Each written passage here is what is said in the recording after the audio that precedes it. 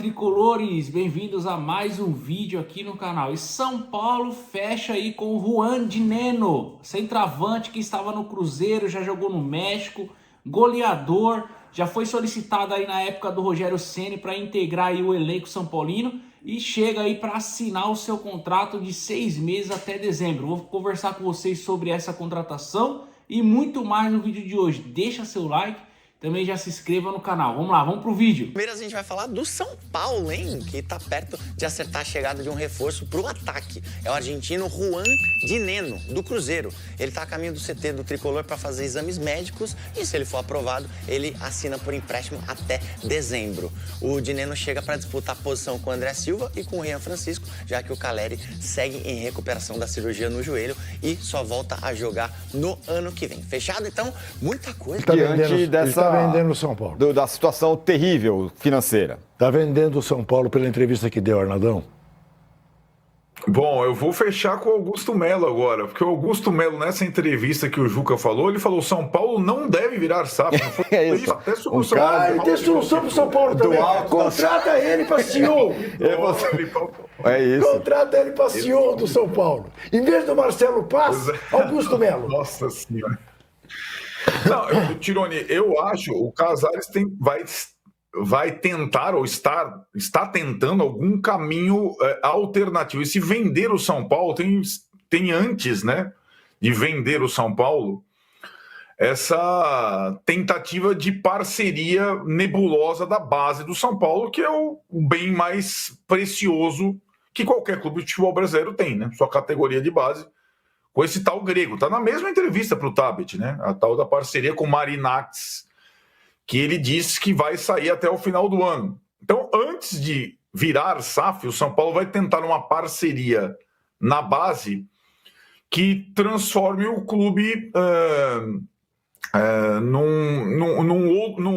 de novo num competidor por alguma coisa. Numa vitrine de jovens. No mercado. Exato. Essa coisa que para mim não tá, e a entrevista não esclarece, embora o Tabet tenha apertado o Casares nesse ponto bastante.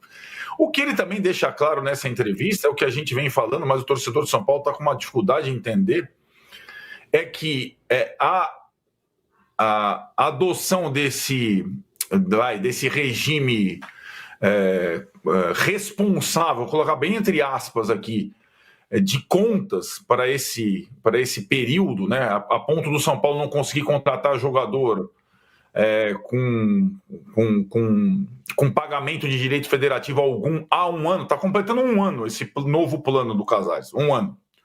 Ele disse que esse plano, nessa entrevista, vai continuar por pelo menos mais um ano, ou seja, o São Paulo no mercado vai ser um dos mais fracos da Série A de novo, mais 2 janelas, para, quem sabe, em 27, 28, ele já fora do poder, vai vendo, né? Porque o mandato dele acaba no final de 26, para 27, 28, ter uma condição de disputar jogadores no mercado com os principais clubes brasileiros.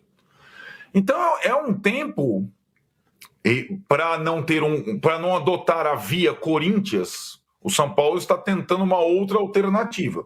Não sei se vai dar certo.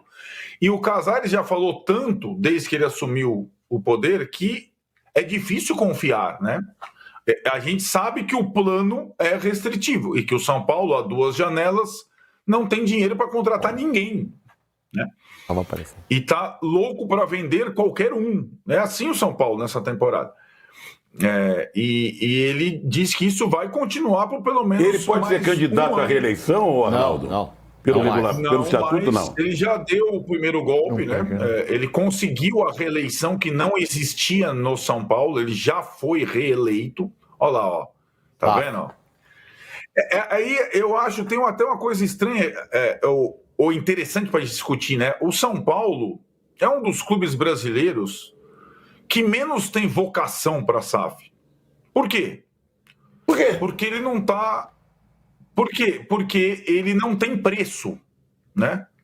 Ele tem estádio próprio, 2 centros de treinamentos próprios, ele tem a 4ª maior arrecadação do país, mesmo em tempos... Ele não está no regime falimentar que estiveram Botafogo, Cruzeiro, Vasco, entre tantos outros. Pensar em virar SAF para ter time melhor é uma coisa. Pensar em... As SAFs no Brasil, elas chegaram em alguns clubes como única alternativa. Para pagar a dívida, O que o torcedor acha que virar SAF e vender por um dono, você vai ter um timão no ano seguinte. Não, mas acho que no caso do São Paulo, São Paulo é para pagar a dívida. Mas dá para pagar sem virar SAF. Não, também acho que mas dá. Dá para pagar, é o que o São Paulo está tentando fazer. Tem uma frase muito boa do Mauro, que ele falou outro dia, mas vale repetir. Você falou assim, porque o Casares fala, não, precisamos fazer alguma outra coisa para voltar a competir com os principais adversários. Os principais adversários que não são SAF. Então ele vai virar SAF para competir com o Flamengo e Palmeiras que não são SAF. Mal. Exato. No Corinthians tem uma ideia que está correndo aí, a Safiel, que é interessante. Que é o modelo que eu sempre defendi mais, que é o modelo. Não é o modelo do Green Bay Packers, mas se assemelha. Que o clube mantém o controle, mas você tem um grupo que gerencia. Enfim, tem coisas surgindo. Eu vou voltar a dizer, a SAF não é miraculosa, mas que para alguns clubes não há outro caminho. Sim. Não vejo assim com clareza. Não sei se é o caso do São Paulo, porque esse patrimônio que o São Paulo tem é inegável. É inegável. Né? Aliás, o Casares diz isso, dá uma cutucada, né? Estádio pago, com escritura passada, né? Que não é nem a situação do Corinthians, nem a do Palmeiras. Né?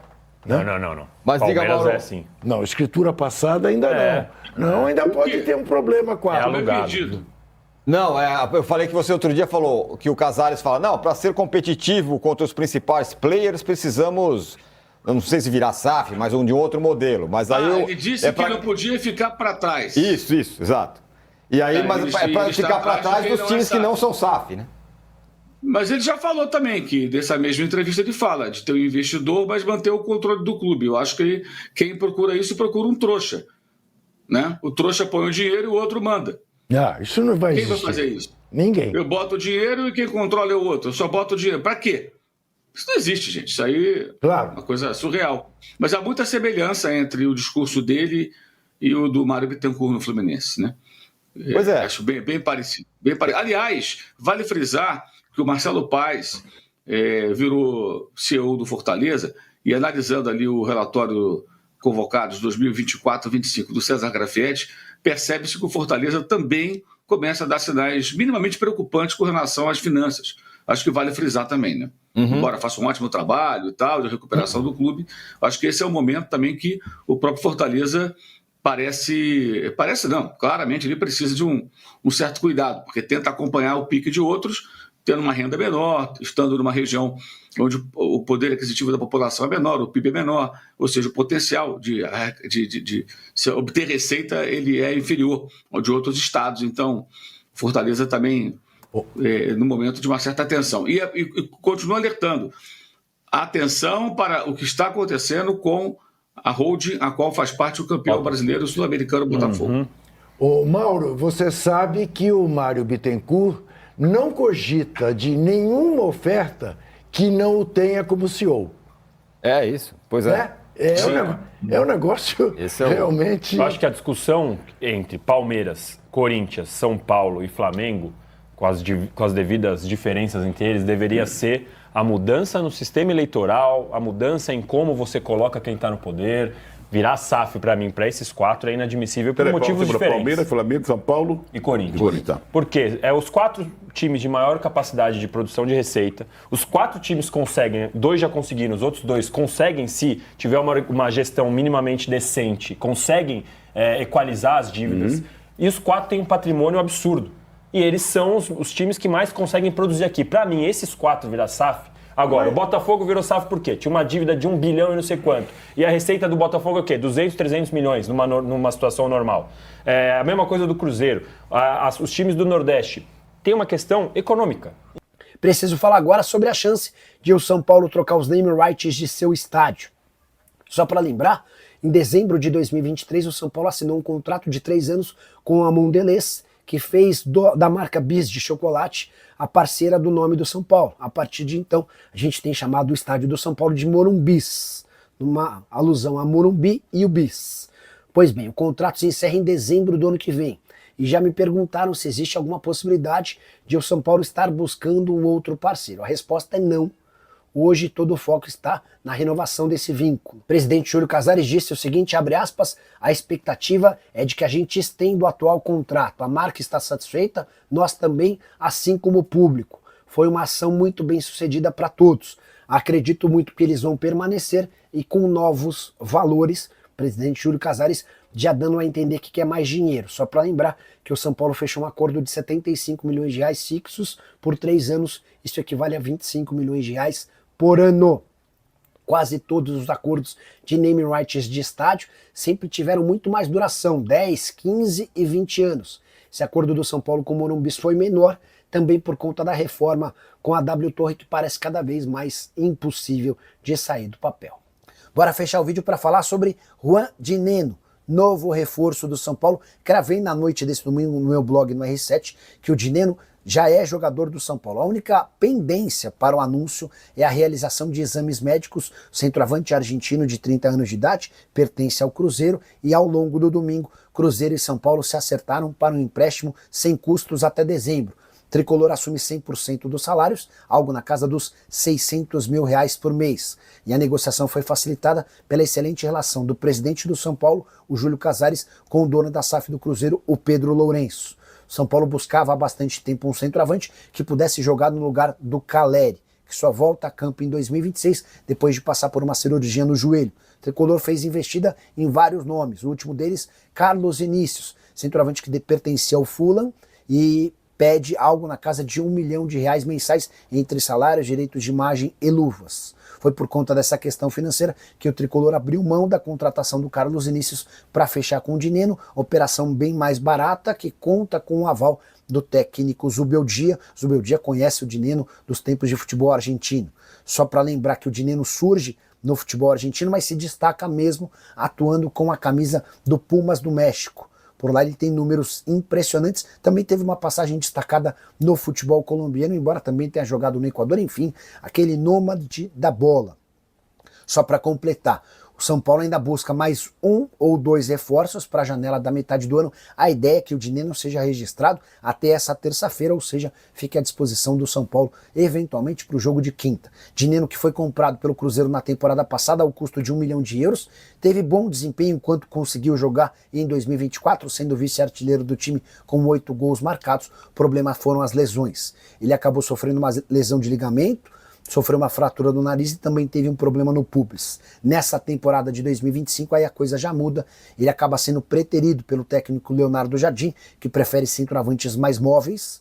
O Dinenno é aquele centroavante fixo, que fica dentro da área para escorar e fazer gols, até por isso apenas 5 aparições no ano de 2025. E você, São Paulino, gostou da opção? Curte o Dinenno? Já usa o espaço para comentário para registrar sua opinião. Só não esquece de deixar like, de se inscrever no canal. A gente se encontra mais tarde. É isso aí, tricolores. Após essas notícias, vamos falar um pouquinho sobre essa contratação aí de última hora, no final de semana aí. O jogador chega hoje no CT aí da Barra Funda, vai fazer os exames. Se der tudo certo nos exames, vai ser anunciado aí como reforço do São Paulo até dezembro, tá? Eu falo sobre Juan Dinenno, atacante que pertence ao Cruzeiro, e o tricolor paulista avança nas negociações com ele e deve anunciar o reforço, como eu disse aí, se não hoje, nos próximos dias, tá? O São Paulo está muito próximo de oficializar essa chegada, o atacante argentino do Cruzeiro, por empréstimo até dezembro desse ano, certo? Então, tá aqui no Bola VIP o seguinte, ó, que a negociação está em estágio avançado e o jogador deve desembarcar na capital paulista já no início aí da semana. Então hoje, né, pelo que foi falado aí, hoje ele já está no CT da Barra Funda, vai passar por exames, e se der tudo certo, porque ele vem de uma lesão no joelho, então ele fez uma cirurgia, estava lesionado, voltou aí há pouco tempo a jogar, né, teve 8 jogos apenas esse ano lá pelo Cruzeiro, né, e não tá tendo muitas oportunidades, porque no Cruzeiro, ó, tem Gabigol, Caio Jorge, tem o Lautaro Dias e tem também esse Juan de Neno aí. Então ele vai chegar no São Paulo, um jogador que tem passagem aí pelos clubes mexicanos, pelo Pumas do México, né? Era um artilheiro lá. Os seus vencimentos aí mensais que o São Paulo vai precisar arcar, caso feche com ele, é R$600 mil por mês, que é um valor considerado elevado dentro aí da política atual do São Paulo. Além disso, tem bonificações por metas atingidas, o que pode elevar ainda mais os custos do empréstimo, beleza? O atacante ele foi contratado em janeiro de 2024 por €1 milhão junto ao Pumas do México, pelo Cruzeiro, e ele vai chegar ao Morumbi agora com status de reforço para o setor ofensivo, que busca aí mais eficiência. Hoje a gente está só com André Dias e Rian Francisco. Caleri machucado, volta só o ano que vem. Então, como eu disse, o Dineno ele teve um início aí promissor no Cruzeiro, marcando 8 gols em 22 jogos, né, na temporada do ano passado. No entanto, essa grave lesão aí no joelho interrompeu a sequência e prejudicou também aí seu rendimento, certo? Em 2025 ele atuou apenas 5 vezes e deu uma assistência sem conseguir se firmar como titular absoluto sob o comando aí do técnico Jardim lá no Cruzeiro. Então é um jogador que chega para compor o elenco, vai brigar junto com o André Silva, com o Rian Francisco, né, para tentar ser titular ou jogar, ajudar o São Paulo de alguma forma, tá? Vamos esperar ver o que esse jogador tem para oferecer aí no São Paulo. Outra notícia que saiu também nesse final de semana é o seguinte, que o